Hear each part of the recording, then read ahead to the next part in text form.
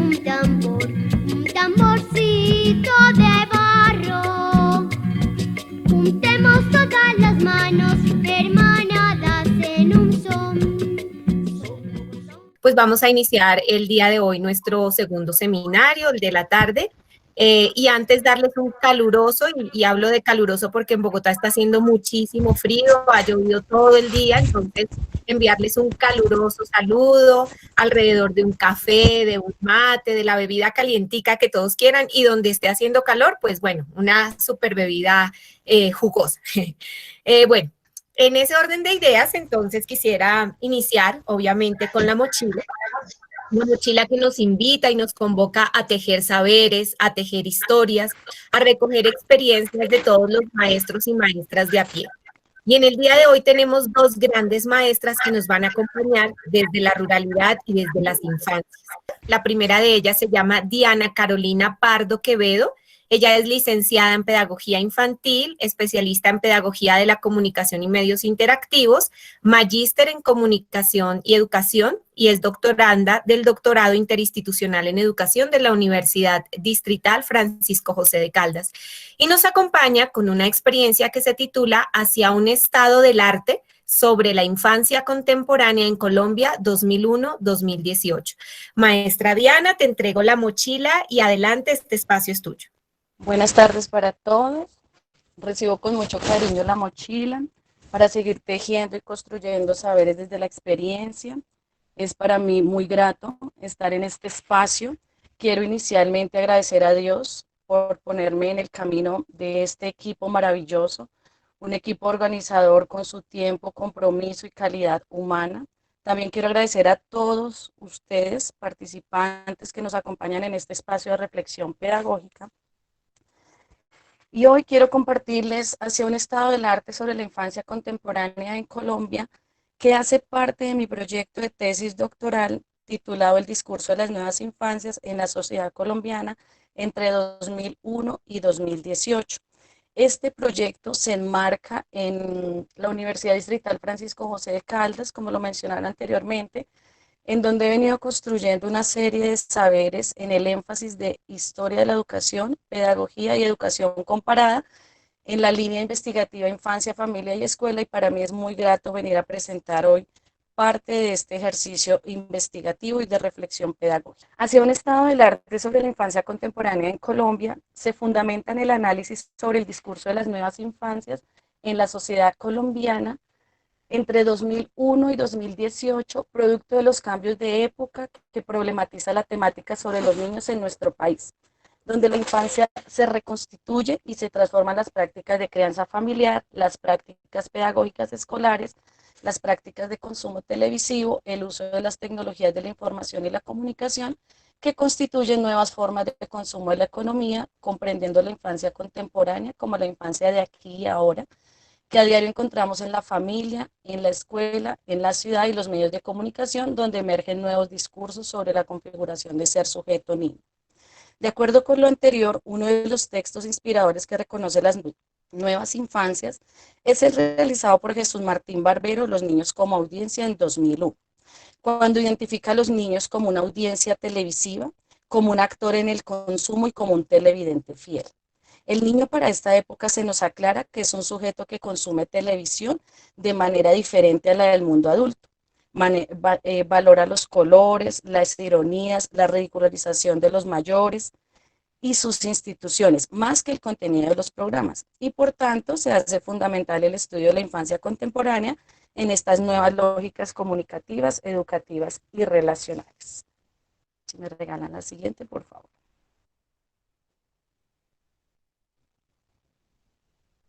Gracias. Lo anterior con el fin de problematizar cómo los discursos institucionales configuran las nuevas infancias a partir de las transformaciones que ha vivido la familia, la escuela y agentes como los medios de comunicación entre 2001 y 2018.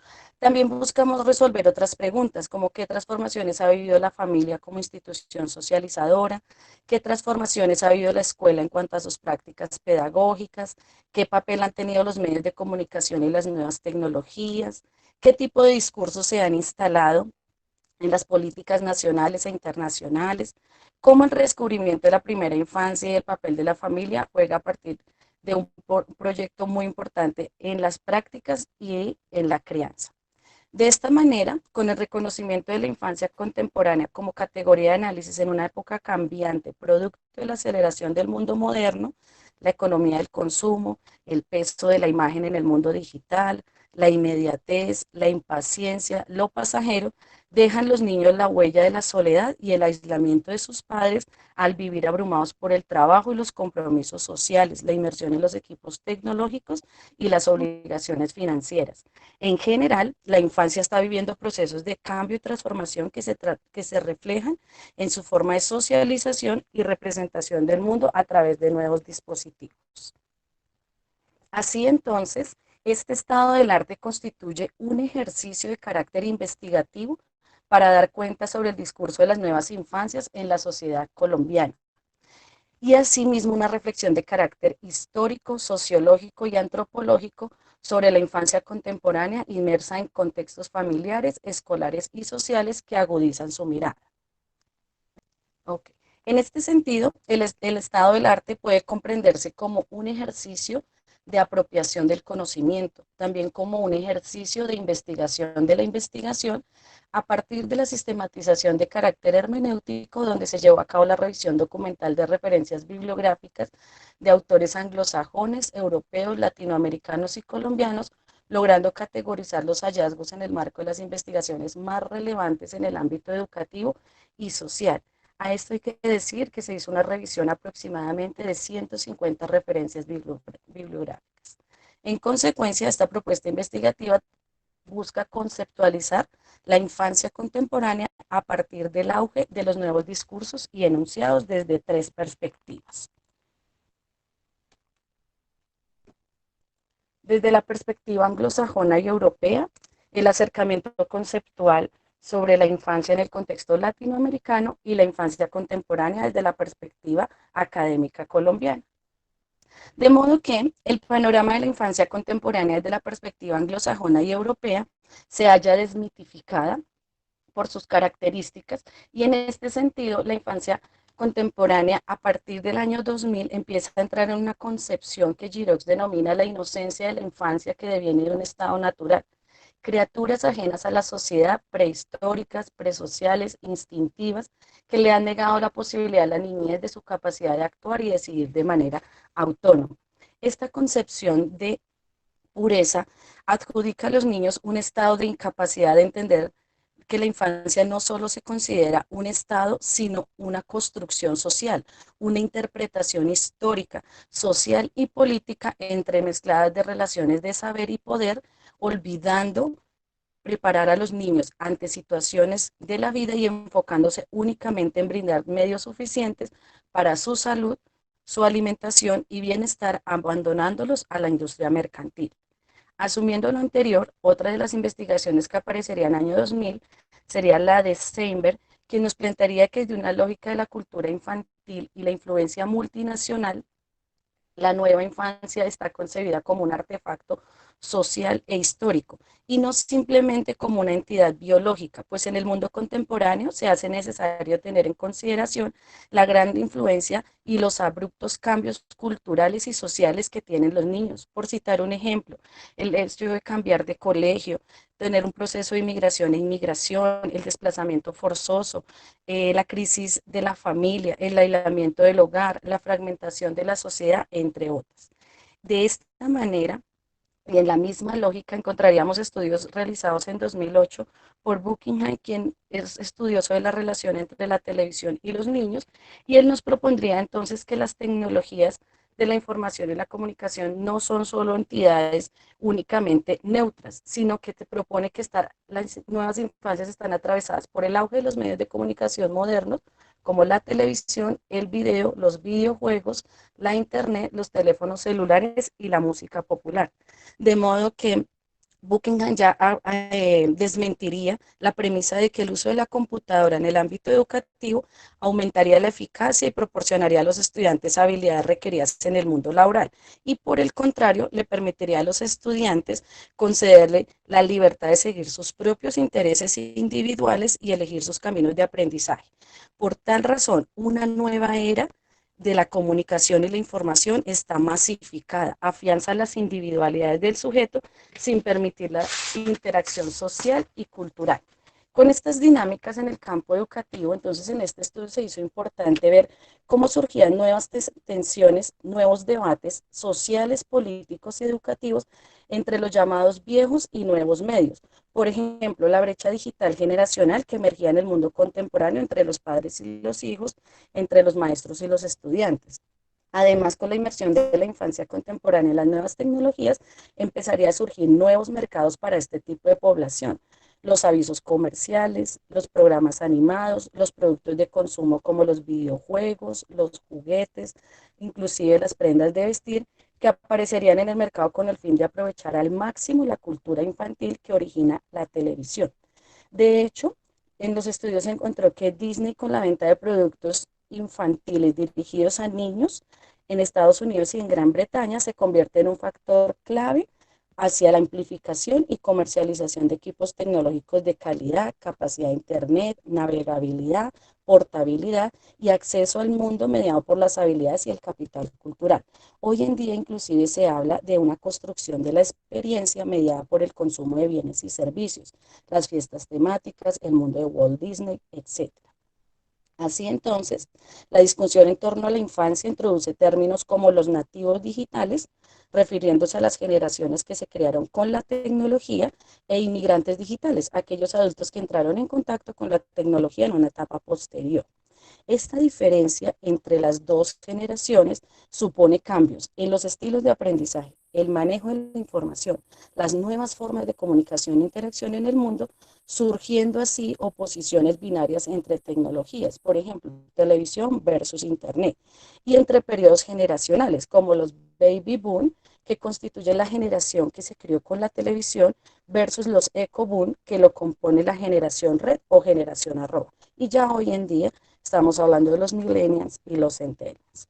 Entonces, así, esta concepción de la infancia contemporánea desde la perspectiva anglosajona europea vendría en el año 2013 con Michel Serres a cerrar esta brecha que ha existido, y Serres nos propondría que las sociedades occidentales por lo menos han vivido 3 revoluciones a lo largo de la historia, aunque hoy en día en medio de la pandemia ya hablamos de 4 revoluciones. La primera sería el paso del oral a lo escrito, la segunda sería la aparición de la imprenta, y la tercera revolución a la que asistimos hoy es la revolución guiada por el auge de las nuevas tecnologías, surgiendo así un nuevo humano que Serres bautiza pulgarcita, en alusión a la maestría con la que brotan los mensajes de sus pulgares.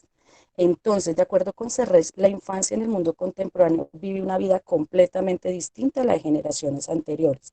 Estos sujetos no habitan el mismo espacio, no se comunican de la misma manera, no perciben el mundo del mismo modo y no reconocen las grandes instituciones que datan de una época que ya no les pertenece. Estos cambios tan decisivos repercuten en la formación del sujeto, la educación, el trabajo, la salud y la sociedad, afectando directamente a la infancia contemporánea.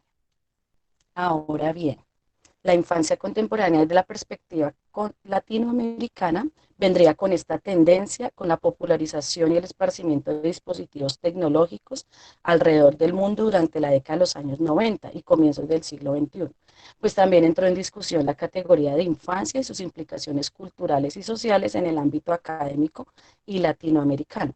Y una de las primeras tendencias reconocidas sobre el tema en el continente fue la planteada por Mariano Narodowski, académico, docente y pedagogo investigador y argentino, que estudiaría el papel de la escuela en las dinámicas de la infancia contemporánea, apoyándose en los paradigmas de desmitificación propuestos por el mundo europeo y anglosajón, exponiendo así: producto de los cambios demográficos operados gracias a la revolución industrial, el problema de la infancia aparece en su esplendor.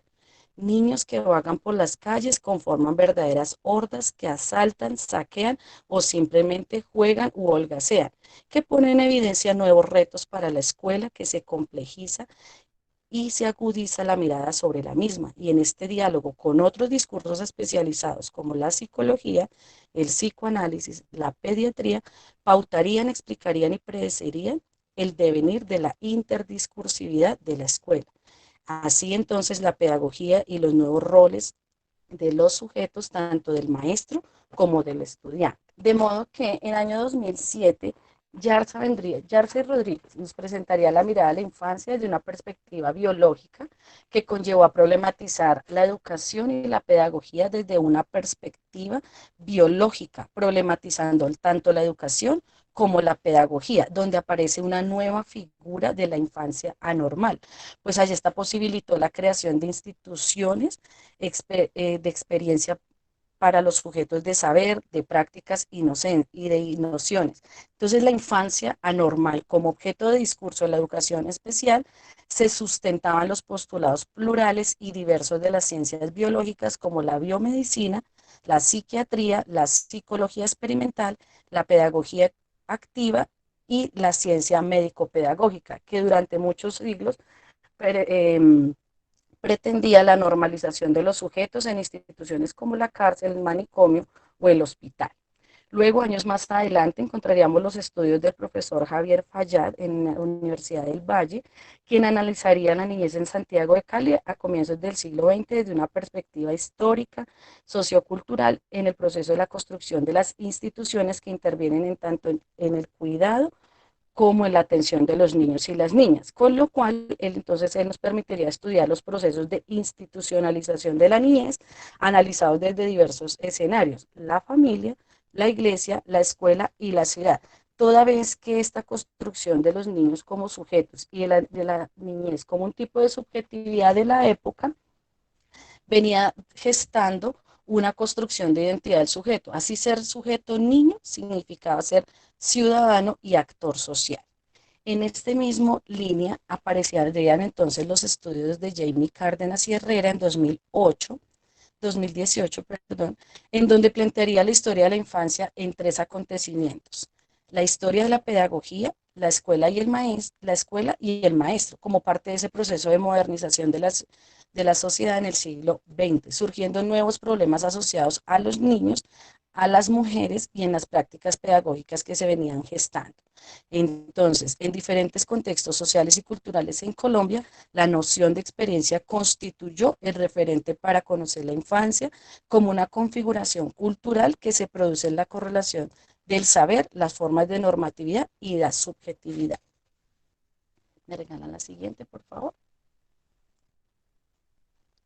Luego, con los cambios históricos, sociales y culturales de una infancia moderna a una infancia contemporánea, encontraríamos a partir de los años 2000 el auge de las nuevas tecnologías, donde la experiencia de la infancia contemporánea se haya atravesada por los medios de comunicación e interacción, como lo presentan los profesores Antonio Quintana y Rocío Rueda en su texto Ellos vienen con el chip incorporado.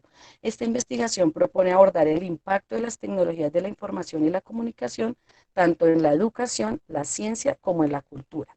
Asimismo, encontramos en 2012 los estudios del doctor Juan Carlos Amador, que con el fin de comprender las transformaciones ontológicas y sociales de los niños bajo los avatares del cambio de época, estas experiencias infocomunicacionales comprenderían los entornos materiales, simbólicos y socioculturales en una nueva comunicación digital en red y el tratamiento de los datos que constituyen nuevas formas de representación de los sujetos.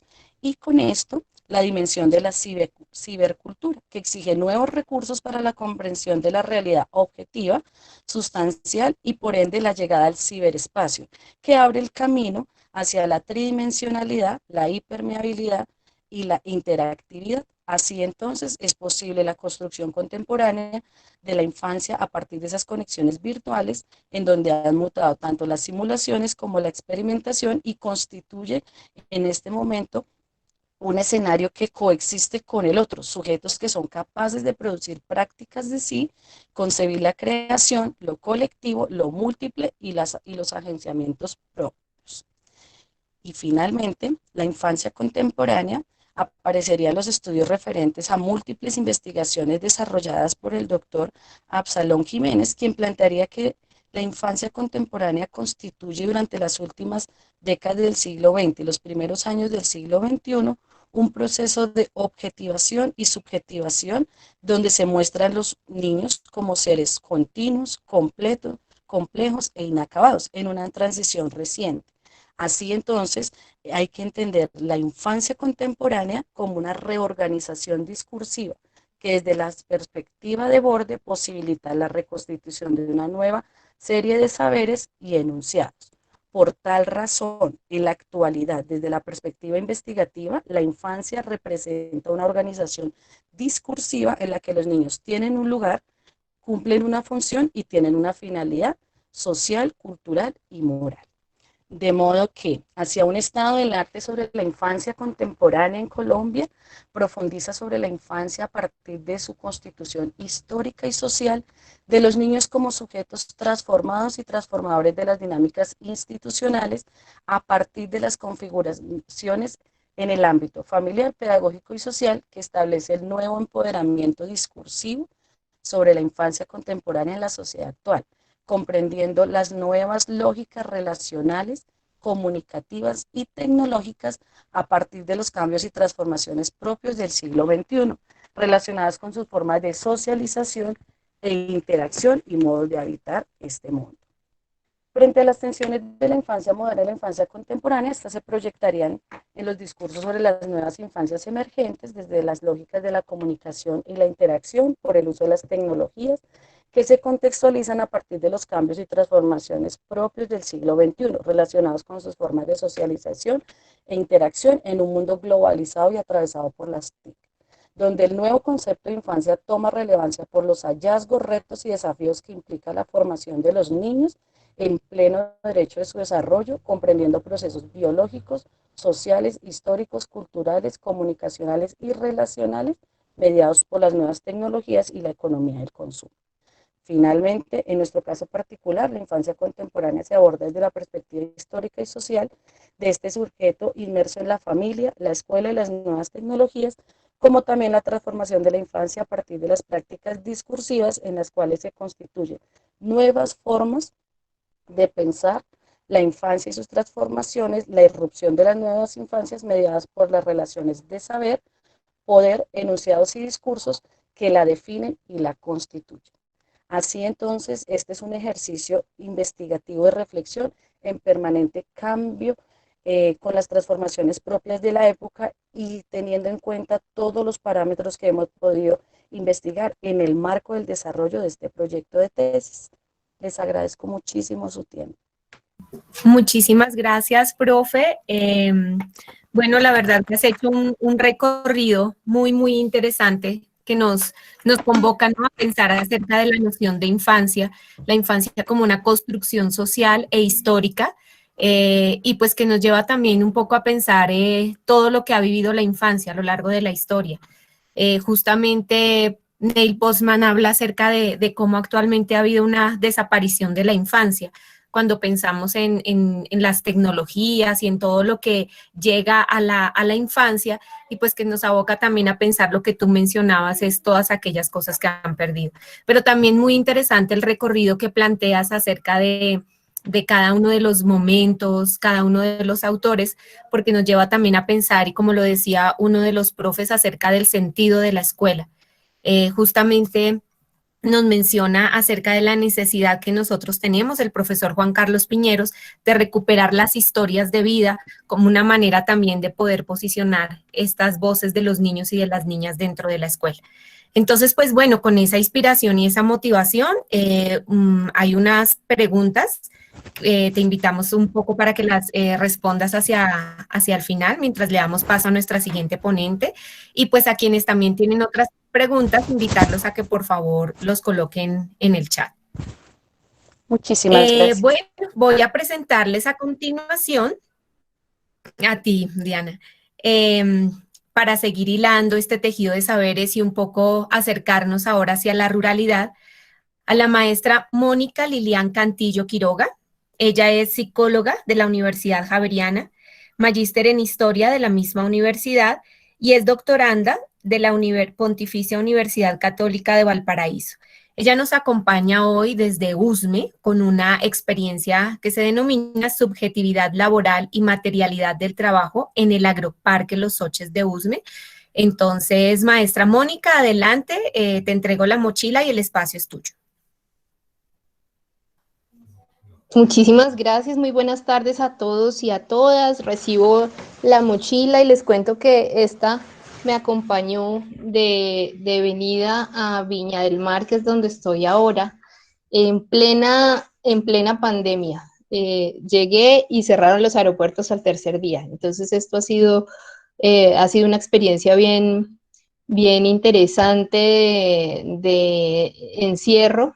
Lejos de mi familia, creo que están por allí. Yo quiero saludar rápidamente a los campesinos y las campesinas líderes del Agroparque Los Soches que están presentes, a la profe Ana Briset, muchísimas gracias por la invitación, y a cada uno de ustedes que están acá. Creo que mi esposo y mi hijo también están. Un abrazo muy grande a todos ustedes. Bien, entonces, pues quiero contarles que desde el 2015 estoy trabajando con esta comunidad tan importante, tan interesante del Agroparque Los Soches de USME, y he decidido desde esa época abordar el tema de la subjetividad laboral en términos del trabajo campesino, pensando el trabajo campesino. Ya hacia el final les contaré cómo, qué me lleva a pensar en ese trabajo, y luego abordaré estos dos conceptos que parecen un poco difíciles, pero trataré de exponerlos lo más claro y en un lenguaje, digamos que con muchos ejemplos para que podamos entenderlos, de esta comunidad. Entonces, lo que quiero es que nos centremos un poco en qué es, dónde estamos ubicados espacialmente, en qué territorio, y es el Agroparque Los Soches de USME. Este es dejémosla en esta primera, este es el Agroparque Los Soches, una vista del Agroparque Los Soches hacia un espacio verde con las parcelas, pero tenemos también la otra vista. Ahí sí podemos pasar la siguiente diapositiva, por favor. Esta es la otra vista, y es la vista de la expansión urbana en Bogotá. Entonces, vemos, estamos ahí en ese momento parados en la Cuchilla del Gavilán. La Cuchilla del Gavilán son 3 montañitas donde se alcanza a ver el territorio de USME. Entonces les contaba, las 3 montañitas, y uno alcanza a ver por un lado todo lo que les contaba bonito, y luego ve uno la expansión, cómo se va cerrando, cómo se va amenazando el territorio efectivamente por la expansión urbana. Entonces vamos a la siguiente diapositiva. En la siguiente diapositiva les cuento que el objetivo del trabajo y de este conversatorio, de esta ponencia, es hablar sobre el Agroparque Los Soches. Podemos ya pasar a la siguiente, subjetividad laboral y materialidad del trabajo, lo que les había contado, podemos seguir. Y aquí les quiero contar dónde queda. Ya vimos esos dos paisajes, pero Bogotá, 20 localidades, vemos en la localidad verde donde está la flechita, esa es USME. USME es la segunda localidad con más territorio rural de Bogotá. Recordemos que Bogotá tiene casi el 76% de territorio rural. Bogotá es la capital para los que no son del país. Bogotá es la capital de Colombia, y pues pensaríamos nosotros que no tiene mucho espacio rural, pero el 76% de Bogotá es rural. Y USME junto con Sumapaz son las localidades que más ruralidad tienen. De esta manera, ahí, en la zona donde está la flechita, se encuentra el Agroparque Los Soches, colindando con el Sumapaz. Si ven, esta imagen es la laguna de Chinará, una de las lagunas que hay en esta zona. Es una zona de amortiguación de páramo. Vemos también ahí un venadito pequeño, es el Soche, que gracias a él toma el nombre la vereda de Los Soches de USME. Ya no existen estos venaditos en la zona, pero sí todavía existen, están en protección, todavía existen. Entonces, este es el agroparque. Les cuento que hacia segunda década de los 90, hay una amenaza muy fuerte porque las zonas rurales, de acuerdo con el Plan de Ordenamiento Territorial de Bogotá, se declaran zonas de expansión territorial. Entonces, se empiezan a hacer las estrategias de los gobiernos para poder bajar impuestos, en fin, que los campesinos tengan que vender sus terrenos.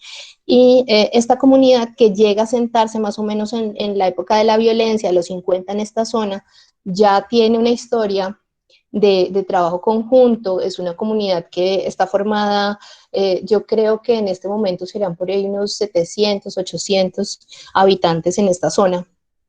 Es una comunidad organizada desde sus orígenes, hay muchas familias ahí, muchos están relacionados, o sea, hay parentesco, relaciones de parentesco en la zona, entonces logran movilizarse y la movilización es tal que los nombran agroparque, que es una figura de protección ambiental que permiten 126 familias, me dice Guillermo, muchas gracias Guillermo, el presidente del agroparque Los Soches que nos está escuchando. Entonces, es esta comunidad organizada que logra que los nombren como agroparque y les permite de esa manera conservar el territorio, pero para conservar el territorio también tienen que ofrecerle a Bogotá un servicio especial, un servicio para proteger la zona, y ese servicio para proteger la zona se convierte en el turismo rural comunitario. ¿Podemos pasar la siguiente diapositiva, por favor? Bien, entonces aquí ya vamos con los dos conceptos esos que parecen un poco extraños, el de la subjetividad laboral y la materialidad del trabajo. Les quiero contar que mi tema central es el tema del trabajo dentro de la psicología, de los estudios del trabajo, y me interesa ver cómo es el trabajo campesino y cómo es el trabajo especialmente de las mujeres. A las mujeres llegamos por unas estudiantes nuestras de un programa universitario en el que yo trabajaba, que me cuentan cómo se encuentran en una feria con estas mujeres que tienen ya un discurso sobre la venta de productos. Estaban vendiendo yogures y mantecadas en la feria de Usme, y les cuentan que ellas quieren conservar la identidad gastronómica de la región. Eso es que ellas quieren saber, quieren mostrarle a la gente que existe una identidad gastronómica en la zona, en la vereda, y que quieren conservarla. Y a mí me parece esto muy importante, como muy interesante, cómo es posible que una comunidad campesina tenga ya un discurso tan elaborado, y entonces nos acercamos con esa pregunta y nos encontramos con una comunidad pues resistente, o sea, los han querido sacar, o sea, llegan allí por la violencia y los han querido sacar y no han logrado sacarlos. Entonces yo me pregunto, bueno, ¿y cómo es que se construyen ellos como personas allá? O sea, ¿cómo es que logran mantenerse allá? Y entonces digo, pues subjetividad laboral y materialidad del trabajo podemos estudiar, o sea, cómo se da el trabajo en términos materiales. Pero bueno, subjetividad, vámonos con ese concepto. ¿Qué es un sujeto?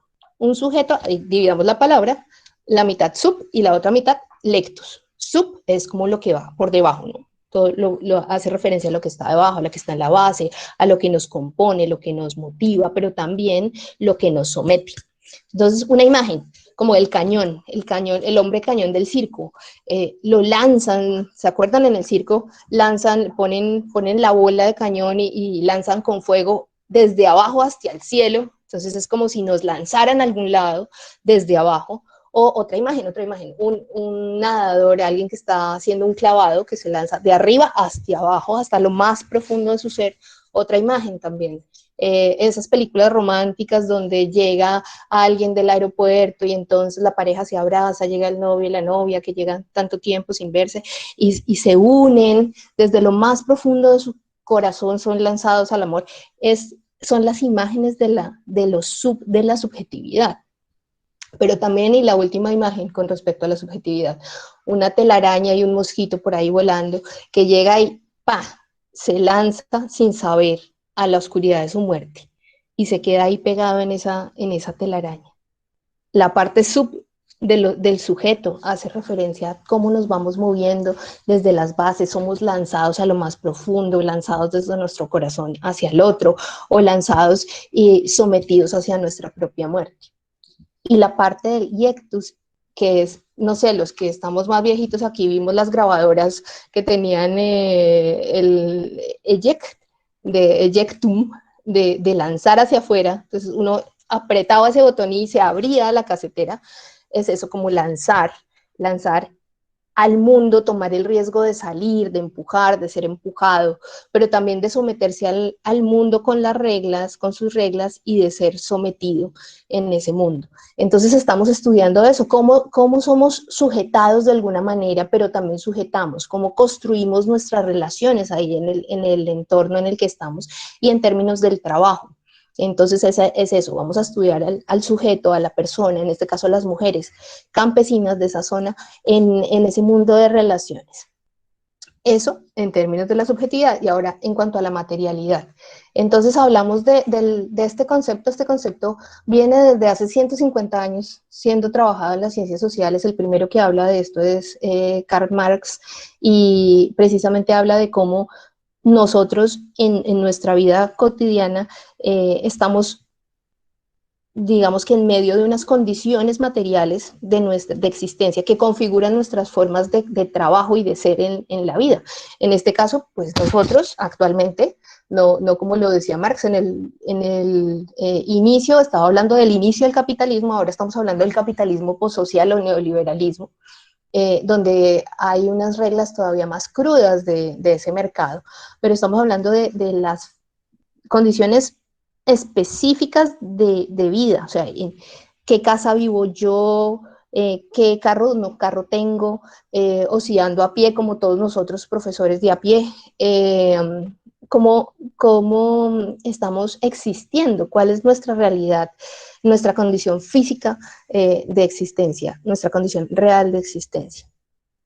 Y también nos habla de las representaciones, cómo nos representamos. Entonces era un poco como lo que me llevaba, o lo que nos llevaba con las estudiantes que les contaba de la feria, a ver, bueno, cuáles son las formas en que estas mujeres se representan como grupos excluidos, porque les ha tocado muy duro. Los campesinos y las campesinas del mundo, no solamente de los de Soches, del mundo, son grupos excluidos y tienen unas realidades y unos discursos y unos territorios que los mueven ¿a qué? A la acción.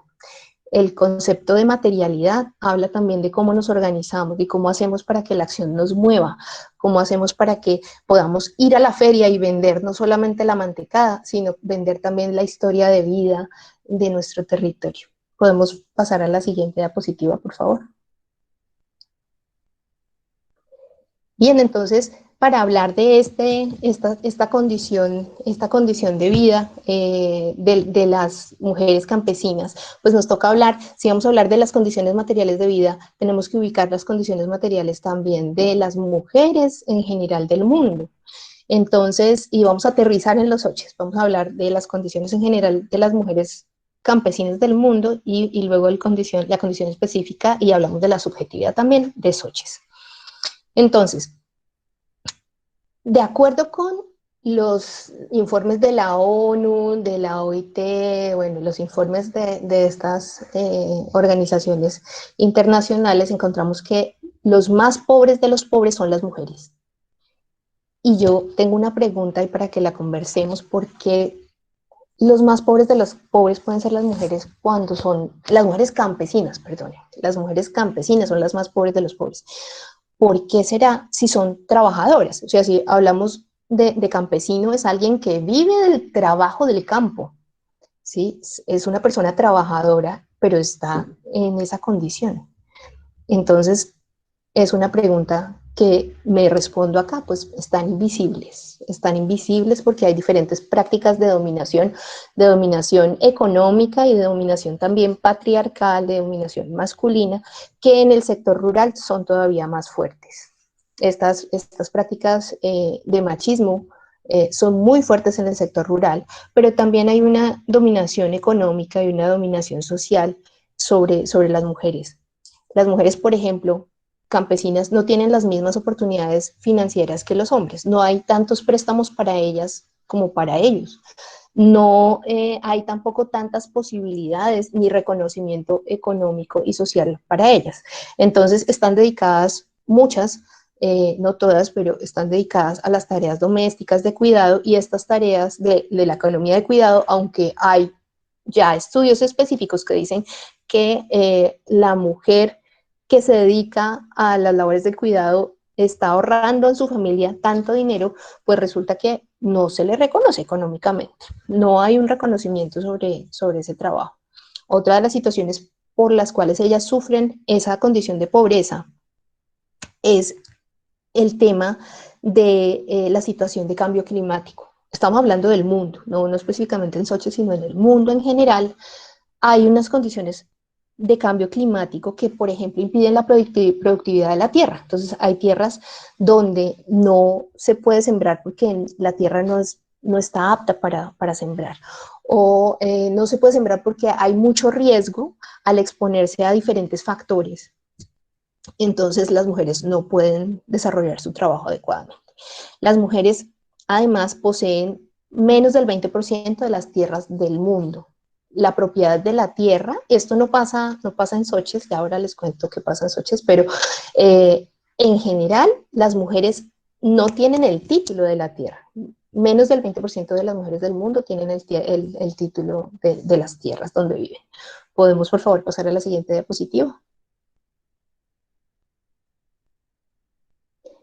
Entonces, vemos que también, no solamente las mujeres rurales, pero en las mujeres rurales todavía más, los ingresos femeninos siguen siendo más bajos que los masculinos,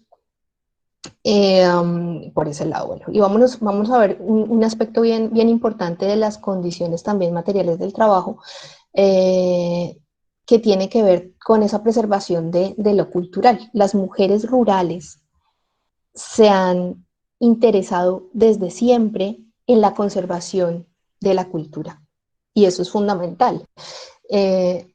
Yo recuerdo una historia muy bonita de la reina Wiwa, que es la esposa de Benkos Biojó, los líderes de San Basilio de Palenque, quienes son los primeros esclavos que se liberan y se van y montan su espacio, su palenque, y se defienden, y es la reina. No es, Benkos se conoce mucho en la historia de Colombia, porque es el que resiste, pero es la reina Wiwa. Ellos dos son reyes africanos y los traen como esclavos a Colombia, pero es ella quien arma la resistencia, y es ella quien construye, reconstruye la historia. Y así pasan las mujeres con las mujeres en el mundo. Son las mujeres rurales las que desempeñan ese papel de conservación de la cultura, de tejer estas realidades rotas por la violencia en nuestro país, por ejemplo. Son las mujeres quienes empiezan. Por ejemplo, en todas nuestras historias vemos nuestras historias de desplazamiento forzado, vemos a las mujeres cosiendo mantas, cosiendo y cosen sus realidades. Y también es muy importante ver que ellas son actoras políticas, ¿sí? Y son empresarias también. Son mujeres que se dedican a la producción, se dedican también a los procesos financieros. O sea, las mujeres no son solamente quienes se encargan de las labores de cuidado, que son muy importantes, pero las mujeres tienen toda la fuerza de ser empresarias, de ser trabajadoras en todo el sentido amplio de la palabra, y actoras políticas.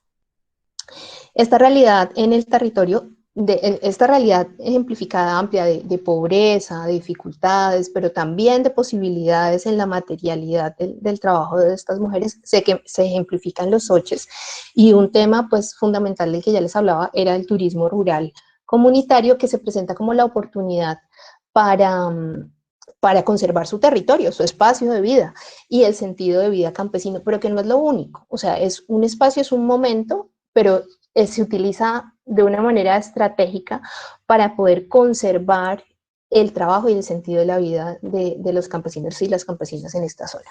Podemos seguir con la otra diapositiva. Bien, y aquí les muestro una olla que ojalá pudiera yo estar tomándome una sopita de esas, y cada uno de ustedes, si están en frío, aquí estamos en invierno y está haciendo un buen frío. Es una olla deliciosa de una sopa, yo creo que como un ajiaquito, sí, apenas para el frío, que está haciendo una señora muy querida para nosotros. Un saludo a doña Marucha y un saludo a Guillermo, el hijo de doña Marucha.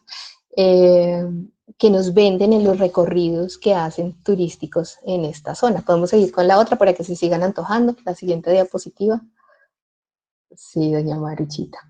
Ahí está semejante delicia que nos sirven allí en Soches para que se sigan antojando tajaditas, las papitas saladas, el pollito sudado, el arrocito blanco delicioso. Y bueno, hay otras cositas, postrecitos y la mantecada y tantas cosas deliciosas. Podemos seguir con la otra diapositiva. Era para antojarlos nada más. Bien, y entonces específicamente hablando sobre estas mujeres, las mujeres del agroparque Los Soches, entonces vemos que ellas son cuidadoras, productoras y reproductoras. A mí me impresionaba cuando contaban, bueno, aquí estamos desde las 4 de la mañana levantadas, las jornadas de las mujeres campesinas son larguísimas, son como 3 veces más largas que las jornadas de las mujeres de la ciudad. Eso hay una estadística, ya ahorita no recuerdo exactamente cuántas horas son, pero el tema es, ellas se demoran más tiempo cuidando a sus animales. El día que nosotras, digamos, en la ciudad no queremos levantarnos un fin de semana, pues bueno, ahí algo haremos, pero ellas no, ellas tienen que darle de comer, pues como cualquiera a la familia, pero a los animales, tienen que también estar atentas de sus cultivos, y si no están atentas, pues se acabó. O sea, no se pueden desconectar de su trabajo. Su trabajo es su propia vida. O sea, la materialidad del trabajo se da en su propia condición de vida. Son cuidadoras, productoras y reproductoras de la vida. Y hay unos valores muy fuertes en la comunidad, valor de solidaridad entre todos, la realización continua de mingas, de trabajo entre ellos, de trueques también, y que además lo hacen para las visitas, para la gente que va también a participar con ellos del espacio, la autogestión, ¿sí? No esperan que nadie llegue a darles nada, aunque es una comunidad absolutamente visitada y conocida. En diferentes momentos ha tenido pues compañías, bueno, pasa lo que pasa siempre, hay extractivismo investigativo, entonces hay gente que va y les quiere sacar y les quiere sacar y les quiere sacar cosas, pero ellos tienen como toda la experiencia para aprovechar eso de la mejor manera. La participación súper importante, la participación entre todos, la cooperación, la corresponsabilidad y la autonomía. Obviamente no todo es color de rosa, en cualquier comunidad hay siempre problemas, y esas dificultades, lo importante que tienen ellos y que yo he encontrado es que las resuelven conversando, pero también en lo que pasa en la siguiente diapositiva. Podemos mostrar, por favor, la siguiente diapositiva. Las celebraciones son súper importantes.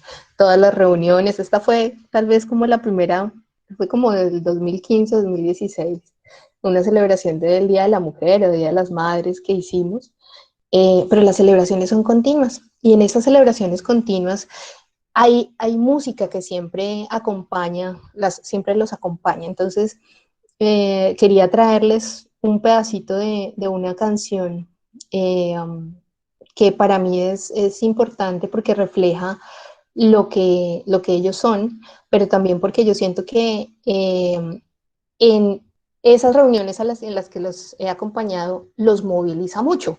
Entonces suena y todo el mundo sale a bailar, todo el mundo sale a bailar con esta canción por también el contenido de la letra. Entonces pasemos a la siguiente diapositiva y les leo esta canción. Se llama El campesino embejucado, es de Óscar Humberto Gómez, y bueno, la escuchamos famoso, la voz famosa de Jorge Velosa.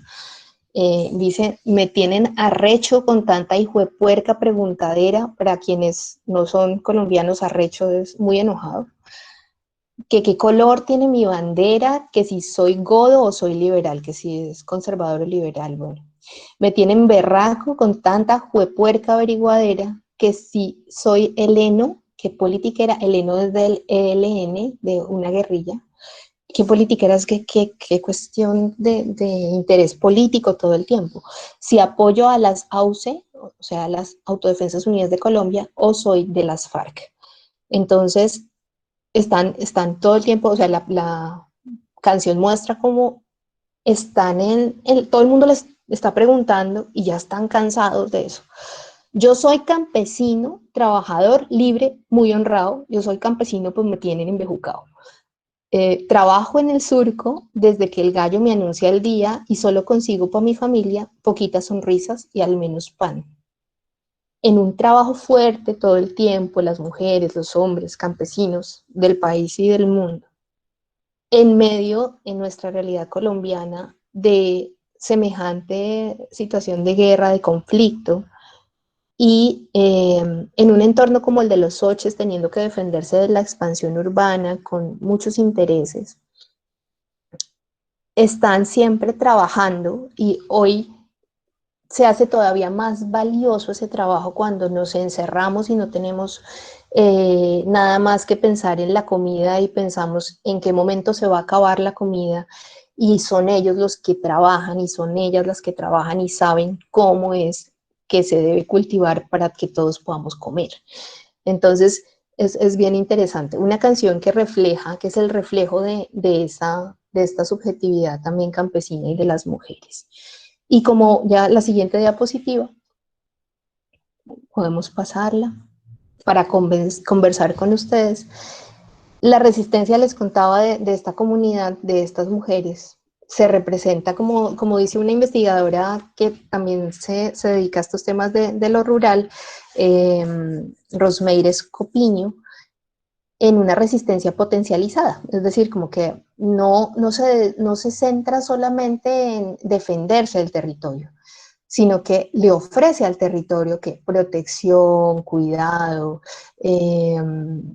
una educación muy fuerte sobre lo rural, una educación muy fuerte también sobre qué es ser campesino en Bogotá, sobre el cuidado de los páramos, sobre la necesidad de conservación hay un hallazgo arqueológico muy cercano, entonces la necesidad de conservación de nuestra cultura también, muisca, por ejemplo, hay una familia indígena que es la familia muisca, que vivió en la zona donde está Soches, en la zona de Usme y en la Hacienda del Carmen, gracias Guillermo. Entonces, esta zona necesita protección y aquí ya con mucho cariño también recordamos a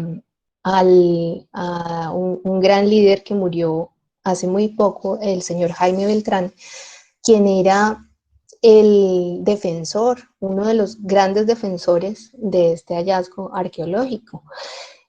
Esas posibilidades que tienen no solo las mujeres, sino los hombres, el hallazgo más grande de Latinoamérica en el último siglo. Bien, nos dice Guillermo, esta ha sido una exposición una conversación bien interactiva. Muy importante cómo se resisten, pero potencializadamente. O sea, no es solamente me quedo acá y defiendo mi territorio, sino que están dando, enseñando, compartiendo, y es de una manera increíble, generosa, para transformar esta realidad también desde el capitalismo, ese capitalismo postsocial, pensando más en el buen vivir de la vía Yala, en el buen vivir del indígena, de lo que latinoamericano, o sea, Latinoamérica sino la vía Yala, lo que llaman los indígenas nuestra tierra. Y las mujeres con su trabajo que muchas veces es invisible, es inaudible, están presentes, pero no están tan presentes, que es el 76% de la tierra, pero no se escuchan, nos dan la alimentación, las mujeres y los hombres campesinos, nos permiten conservar esas raíces de nuestro ser colombianos, y bueno, en Latinoamérica gran parte de los países tienen una vocación agrícola, y es una cosa, es increíble porque está invisible como todo esto, pero allá vamos, todos cuando nos llegue la hora, terminaremos en la tierra. Y pregunta entonces, ¿qué significa ser mujer rural en Colombia y en el mundo? ¿Y qué nos corresponde a nosotros a nosotros como académicos y bueno, como personas sobre estos temas? Bien, muchísimas gracias por el espacio, y si quieren responder o bueno, ya aquí estoy. Estimada Mónica, muchísimas gracias por esta intervención en la cual no solamente reivindicas el papel de la mujer trabajadora de la ruralidad, sino que además nos presentas elementos muy interesantes para reflexionar alrededor del capitalismo cognitivo, alrededor de las políticas neoliberales, alrededor de las cadenas de exclusión y de discriminación social y de pobreza que se siguen reproduciendo.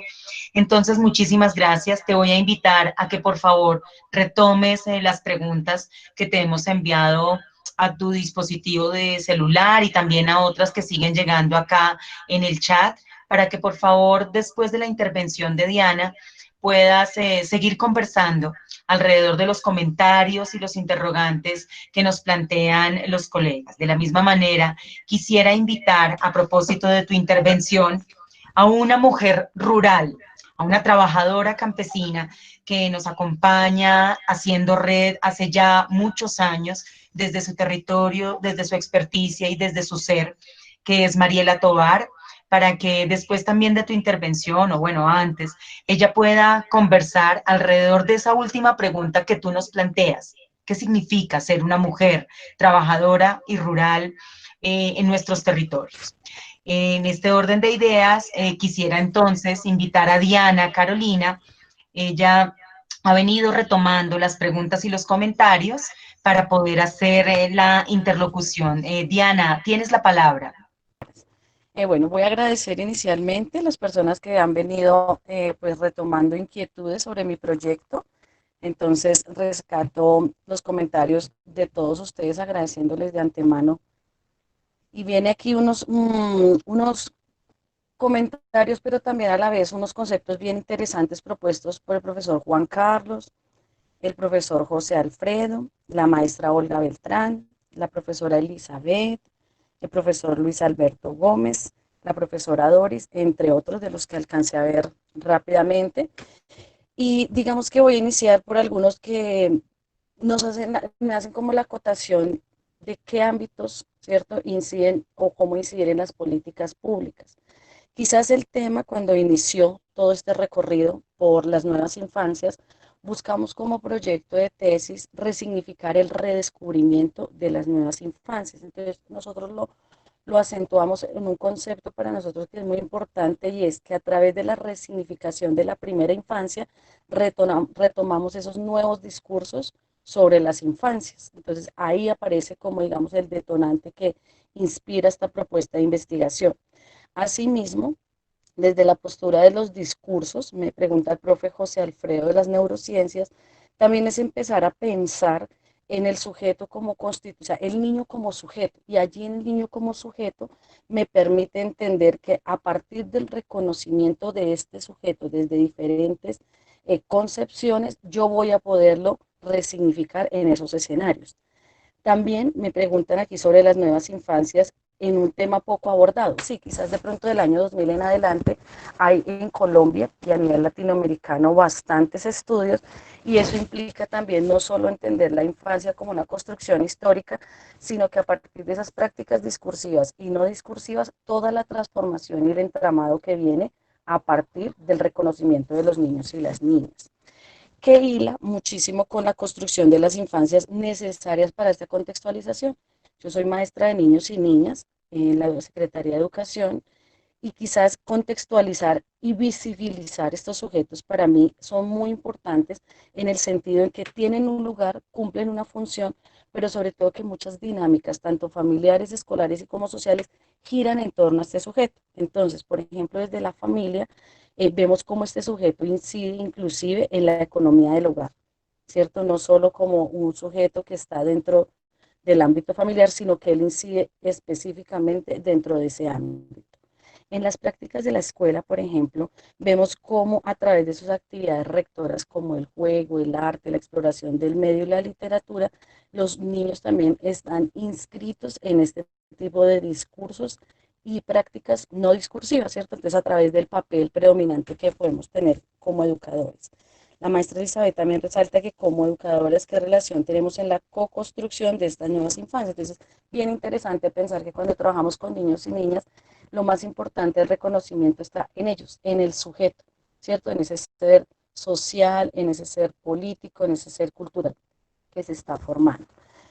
Frente a las políticas, hay que tener en cuenta también que dentro de estas aparecieron unos componentes bien importantes desde 1989 con la Convención Internacional de los Derechos de los Niños. Y es que allí habían unas problemáticas también relacionadas con el abandono, el maltrato y el infanticidio. Entonces, quizás todo ese recorrido a nosotros como investigadores nos ha permitido conceptualizar. También me preguntan por un concepto muy actual que son los nativos digitales. Entonces, creería yo que nosotros dentro de la investigación cuando denunciamos esas nuevas infancias, ¿cierto? Esas rupturas que hay, las diferencias entre los eco-boom, los baby boom, este sujeto ha crecido, ¿cierto? Los nativos digitales han crecido en la era digital. Entonces ya Michel Serres en 2013 nos acentuó un poco más frente a ese nuevo sujeto, ¿cierto? Del cual brotan de sus pulgares los mensajes y lo vemos dentro de esa relación directa con nuestros niños y nuestras niñas. Y esa postura, me pregunta la profe Doris, frente a la postura de la infancia en la historia, sí pasa por una historia personal, ¿cierto? Digamos, un interés, no solo a nivel de formación, sino un interés también por cada vez resignificar las nuevas infancias en diferentes contextos. Diana, muchísimas gracias por tu interlocución. Invitamos entonces ahora a Mónica para que desde las preguntas y los comentarios consignados, pues nos permitas seguir conversando. Quisiera preguntarle antes si Mariela, ya tienes buena conexión para que nos acompañes sobre esa pregunta, ¿no? Que nos cuestiona. Y pues, bueno, desde tu experiencia de vida, ¿qué nos puedes compartir? Bueno, pues buenas tardes para todos y para todas. Un cordial y caluroso saludo desde la distancia, aquí con este frío estremecedor en esta zona rural de Bogotá. Entonces, dentro de esas dinámicas y dentro de esas preguntas de cómo reivindicar, de cómo las mujeres campesinas, las mujeres rurales, debemos cambiar toda esta historia. Pienso yo que la herramienta fundamental es el estudio. Son esas posibilidades de romper todos esos paradigmas, de mostrar primero pues a nosotras mismas todas esas capacidades y todos esos lugares a donde podemos llegar sin ningún límite. Y eso solo lo podemos obtener a través de eso, de esa herramienta tan valiosa y tan posible que abre demasiadas puertas como lo estoy haciendo en estos momentos, afortunada y orgullosa de ser campesina, pero también afortunada y orgullosa de romper muchos paradigmas, invitando a todas esas mujeres campesinas, rurales, a darse en esas oportunidades en la vida, esas oportunidades de aprender, de interactuar, de conocer y de ir siempre más allá, de llegar siempre un paso adelante de lo que fue la historia de nuestras abuelas, nuestras bisabuelas, nuestras madres y ahora lo que somos nosotros. En este momento pues había otra pregunta que es ¿cuál es el lugar de las niñas en las comunidades rurales? Y es precisamente eso, el empoderamiento desde lo que ellas tienen, desde esa identidad, sin perder nunca esas esencias, pero también siempre diciéndoles que pueden ir más allá, que pueden llegar siempre a donde se lo propongan sin ningún problema. Gracias, Mariela, por tu participación y bueno, bienvenida y muchísimas gracias por hacernos evidente, ¿no? Cuál es el lugar de la mujer campesina y más aún en estos tiempos en que necesitamos continuar reconociéndonos entre nosotros, ¿no? Entre nosotras. Estimada Mónica, tienes la palabra. Muchísimas gracias. Bueno, hay bastantes preguntas. Entonces, la primera y la segunda pregunta, que son del profesor Luis Alberto Gómez y el profesor Juan Carlos Piñeros, me parece que están muy conectadas. Las preguntas son, ¿cómo se sujeta y se es sujeto representativo en en el territorio de los Soches?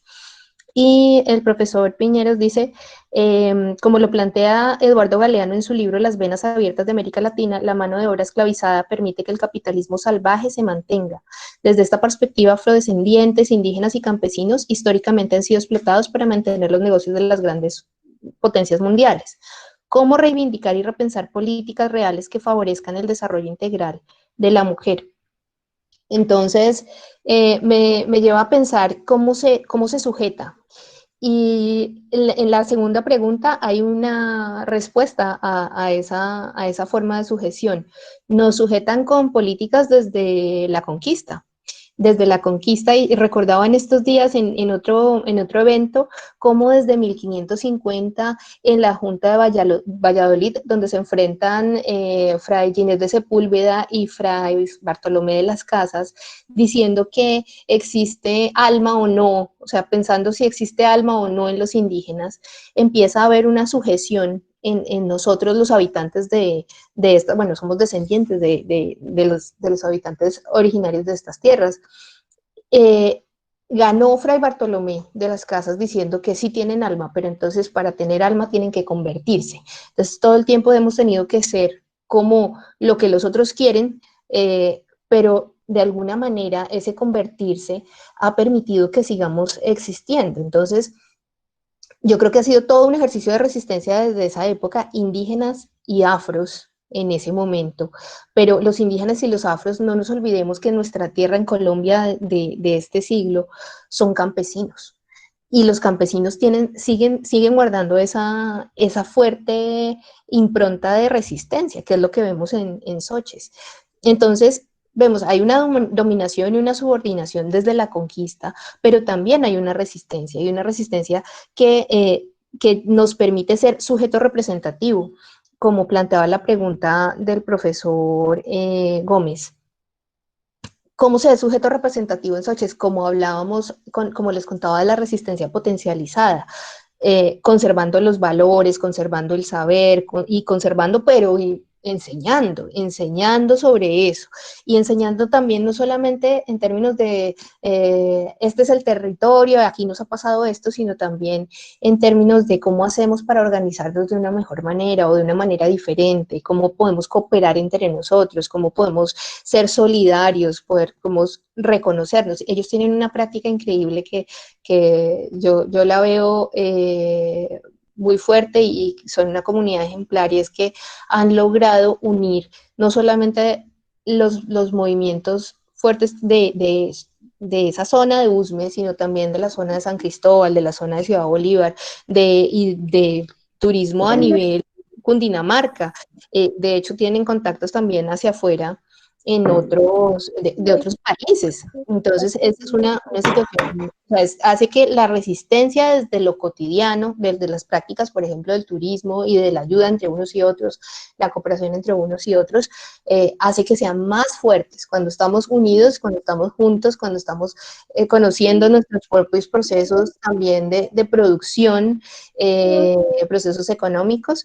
Podemos entender que estamos todos en el mismo proceso, y que en ese mismo proceso de cuidado unos con otros, y de ser solidarios, y de reconocimiento, vamos construyendo otras prácticas, ¿sí?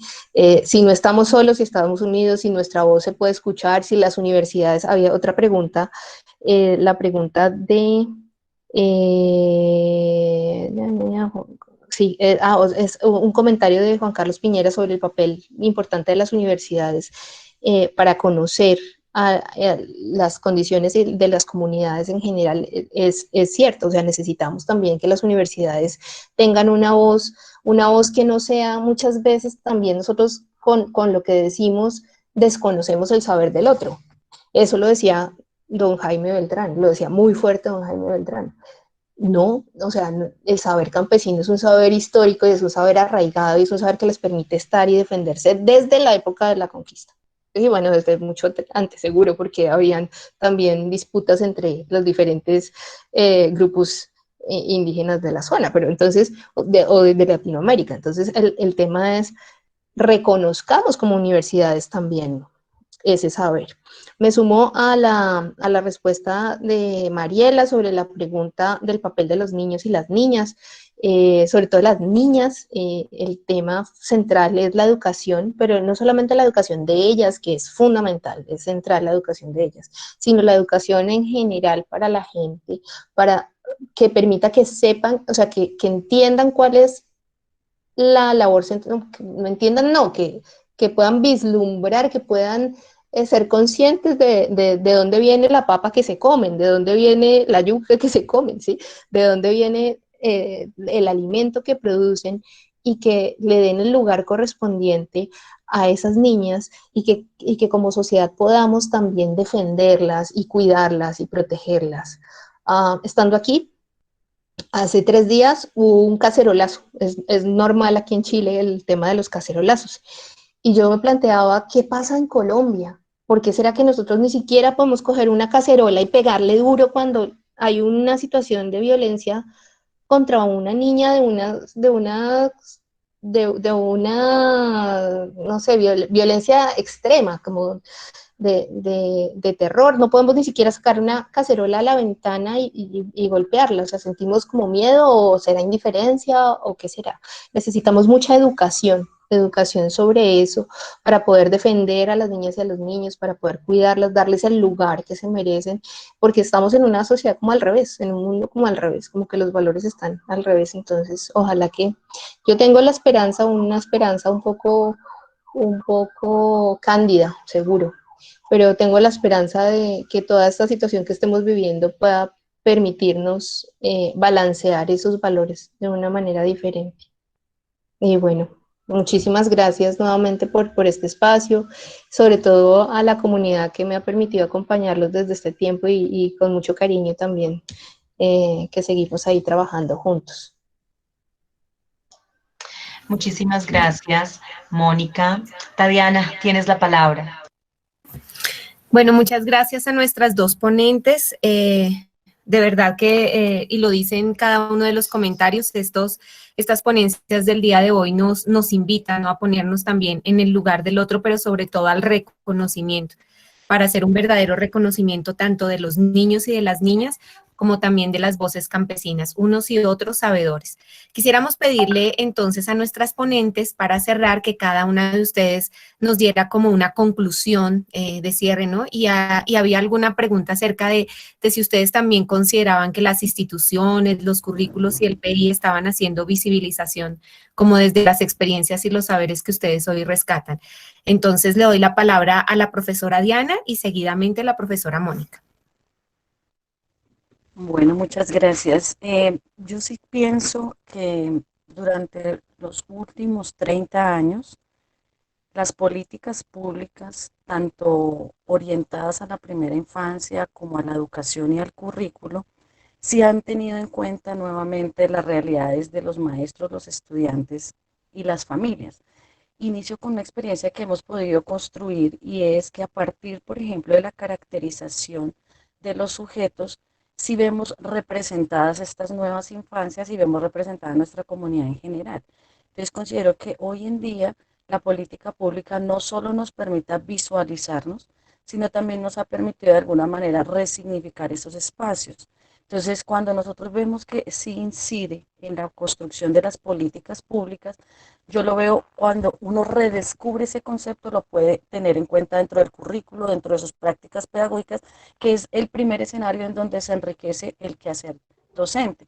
Sí, las transformaciones contemporáneas, sí los tiempos han cambiado, sí, todos nos hemos transformado.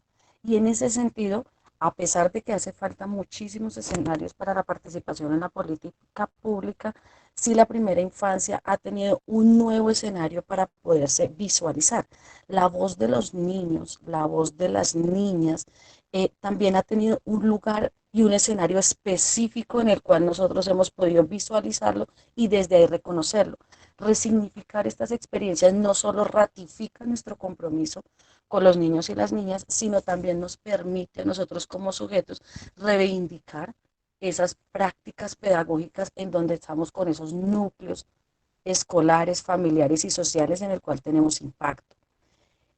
A modo de cierre, también quisiera compartirles a ustedes que esta experiencia está muy atravesada por la pasión con la que yo he venido construyendo no solo mi experiencia formativa, sino la pasión con la que cada día me encuentro en aula con niños y niñas y sus realidades tocan mi sentir, mi ver, mi observar, mi permitirme de alguna manera no solo transformar esa práctica pedagógica, sino permitirle que de alguna manera los niños y las niñas sean reconocidos no únicamente como sujetos políticos históricos, sino como sujetos a los cuales necesitamos no solo tener prácticas de cuidado, de bienestar, sino especialmente de mucho amor y mucha pasión por sus inquietudes y por todo lo que rodea hoy en día a las nuevas infancias.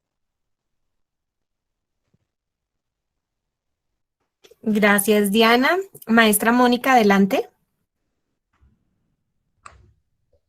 Muchísimas gracias. La profe Ana me pasa dos comentarios. Hemos hablado también, hablamos del papel de las niñas, que es tan importante, el cuidado de las niñas y de la educación. Y bueno, dos comentarios. Entonces, el comentario primero dice, gracias, bueno, Mónica, gracias por recordarnos los valores que tenemos que fomentar, como la colaboración, la solidaridad, la autogestión y la autonomía, entre otras que requerimos volver a vivenciar, porque requerimos formar una comunidad sustentable donde todos estemos participando sin dejar la responsabilidad de las mujeres. Gracias por compartir saberes. Sí, es cierto. O sea, es súper importante que las mujeres, que pueda haber un ejercicio de compartir el peso, compartir la carga del trabajo en cada hogar, no solamente en los hogares campesinos, sino en todos los hogares.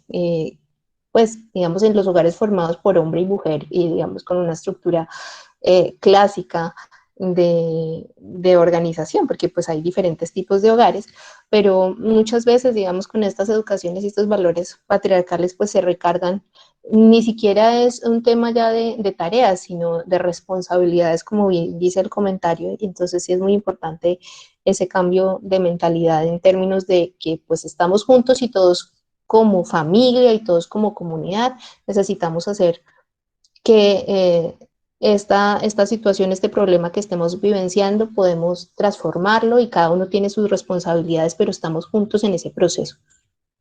Hay otro comentario que dice que es importante rescatar a las mujeres, de la profesora Esperanza Buitrago. Perdónenme que el otro comentario, el anterior, era de la profesora Doris Sol. Y este es muchas gracias a la profesora Doris, y este es de la profesora Esperanza Buitrago. Dice, qué importante rescatar a las mujeres campesinas del anonimato y la invisibilización a la que las ha sometido la sociedad patriarcal. Es necesario continuar con los estudios de la subjetividad. Muchas gracias, Mónica, por tus luces. Muchas gracias a Esperanza también por compartir este espacio con nosotros. Con Esperanza compartimos también trabajo en estos temas. Y sí, el tema de el comprender al sujeto lo pone a uno también como sujeto, nos pone a nosotras como sujetos y a compartir empáticamente esa realidad de las mujeres invisibilizadas, pero que han tenido la fortaleza de seguir y de estar ahí y de seguir resistiéndose. Y sobre la pregunta de las políticas públicas y de los currículos y los PEI, yo pienso que estamos en una aplicación constante de políticas extranjeras traídas desde afuera, traídas porque al ministro le pareció interesante, traídas porque a alguien le pareció que esa era la última moda, pero no hay una comprensión real de las necesidades desde cada escuela, desde cada colegio, desde cada organización, desde la propia realidad nuestra colombiana. Y no solamente en términos de la educación, sino del gobierno, de las diferentes disciplinas. Un problema que tenemos, por ejemplo, en la psicología es ese, que importamos todos los conocimientos de Estados Unidos y puede hacer uno el ejercicio de las geopolíticas del conocimiento, quién la produce y cómo lo consume.